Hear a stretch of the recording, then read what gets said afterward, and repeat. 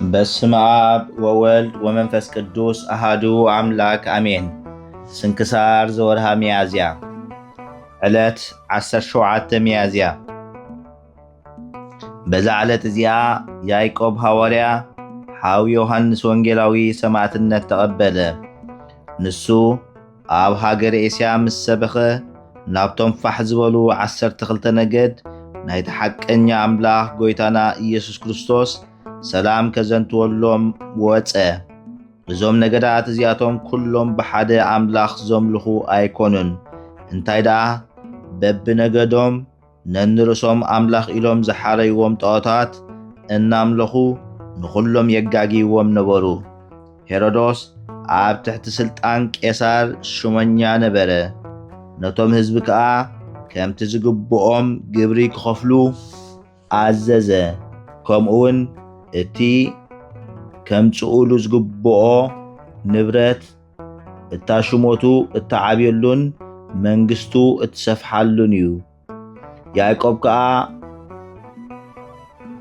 ኣብ ኣታቶም ክበጽሕ ከሎ እግዚአብሔር ናይ ኩሉ ፍልጠት ሂብዎ ስለ ዝነበረ ንኹሉ ዓሌት በብቋንቋኦም ይሰብኽ ነበረ። እቲ ዝፈልጦ ድማ ናይ ሰባት ቋንቋ ጥራይ ዘይኮነስ ቋንቋ እንስሳታትን ኣዕዋፍን ናይ ኣራዊት በረኻን ይፈልጥ ነበረ። ንሳቶም ክንቁ ከለዉ እዚ ሐዋርያ ብረድኤት መንፈስ ቅዱስ ንኹሉ ቋንቋታት ይፈልጦ ነበረ። ኣብ ማእከል እቲ ህዝቢ ኣትዩ ከዓ ይሰብከሎም ነበረ። ክፉእ ተግባራቶም ክሓድጉ እሞ ንህያው እግዚአብሔር ብሓደ ወዱ ኢየሱስ ክርስቶስ ብመሕወይ መንፈስ ቅዱስ ከኣምኑ የእዘዞም ነበረ። ኩሉ ፍጥረታት መናፍስትን ኣብ ኢዱ ዝኾነ ንህያዋን ንሙታን ዝፈርድ ንሱ ከም ዝኾነ ይሰብከሎም ነበረ። ገንዘብኩም ኩሉ ንጣዖታት ኣይትሃቡ፣ እንታይ ደኣ ካብኣ ንድሕነት ነፍስኹም ዝኾነኩም ንመሳኺንን ሃቡ ይብሎም ነበረ።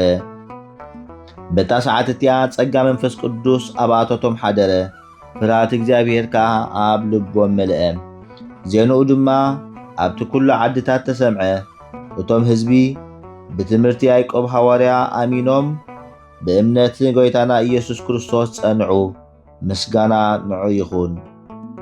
ንሱ ናይ ሰማያትን ምድርን ንጉስ ነቶም ብቕኑዕ ልቢ ናብኡ ዝምለሱ ዘይንዕቆም እዩ። ንሳቶም ክፉእ ግብሮም ሓዲጎም ብኹሉ ሕልንኦም ናብ እግዚአብሔር ተመልሱ። ንሐዋርያ ቅዱስ ያዕቆብ ከዓ ትምህርቱ ተቐበልዎ። ያዕቆብ ከዓ ነቲ ብዙሕ ጌጋ ዝገብርዎ ዝነበሩ ገዲፎም ቀልጢፎም ስብከቱ ስለ ዝተቐበሉ ኣጸቢቑ ፈተዎም። ኣብቲ ዓድታቶም ከዓ ቤተ ክርስቲያን ሃነጸሎም። እምነት ሃይማኖቶም ምስ ረኣየ ብስም ኣብን ወልድን መንፈስ ቅዱስን ኣጠመቖም። ንሳቶም ከዓ ተሓጐሱ፣ ኣጸቢቑ ድማ ደስ በሎም። ትእዛዝ ወንጌል ኣዘዞም። ኣነ ንኹልኹም እልምነኩም ኣለኹ፣ ቀዳማይ ፍርያት ወይንኹም በኹሪ እንስሳኹም ሽሻይ ድኻታት ክኸውን ንእግዚአብሔር ሃብዎ እብለኩም ኣለኹ በሎም። እቶም ህዝቢ ድማ ንሕና ኩሉ ዝኣዘዝካና ክንገብር ድልዋት ኢና በልዎ። እቶም ዓሌታት ኩሎም ቀዳማይ ፍርያቶም ናብ ቤተ ክርስቲያን ኣምጽእዎ። ንሳቶም ኣብ ትሕቲ ምሕዳራ ስልጣን ንጉስ ሄሮዶስ ዝነበሩ እዮም። ሄሮዶስ ብዛዕባ ቅዱስ ያዕቆብ ሐዋርያ ንሱ እቲ ከምዚ ዝበለ ተግባራት ከም ዝእዝዞም ምስ ፈለጠ ኣጸቢቑ ተቖጥዐ። ልኢኹ ናብኡ ኣምጽኦ እሞ ከምዚ ኢሉ ከዓ ሓተቶ። ነዞም ህዝቢ ገንዘቦም ንቤተ ክርስቲያን ንደኻታትን ምጽዋት ክህቡ ዝኣዘዝካ ንስኻ ዲኻ በሎ። ንሱ እውን እወ በሎ። ሽዑ ተቖጥዖ እሞ ብሰይፊ ክሳዱ ቈረጾ። ዘይበሊ ኣኽሊል ሰማዕትነት ከዓ ተቐበለ። ኣብ ኢየሩሳሌም ዓብይ ዕግርግር ኮነ። መሊሱ ድማ ንጴጥሮስ ሓለቓ ሐዋርያት ሓዞ፣ ኣሰሮ ድማ። ድሕሪ በዓል ፋሲጋ ክቐትሎ ይደሊ ነበረ። መልኣኽ እግዚአብሔር ከዓ ንእግዚአብሔር ምስጋና ስለ ዘየቕረበ ንሄሮደስ ቀዘፎ፣ ሓሲኹ ከዓ ሕማቕ ሞት ሞተ። ንስጋ ቅዱስ ያዕቆብ ሐዋርያ ከዓ ምእመናን ወሲዶም ገኒዞም ኣብ ቤተ መቕደስ ቀበርዎ። ጸሎቱን በረኸቱን ምሳና ትኹን ዘለዓለም ዓለም ኣሜን። ሰላም እብል ሐዋርያ ፍንወ እህወ ወንጌላዊ ዮሐንስ እንተ ይሄሊ ህያወ አህጉራተ ይስብክ ጊዜ አንሰሶወ ድምፀ አራዊት ወዛይዋፍ ንቃወ በመንፈስ ቅዱስ ያዕቆብ ለበወ።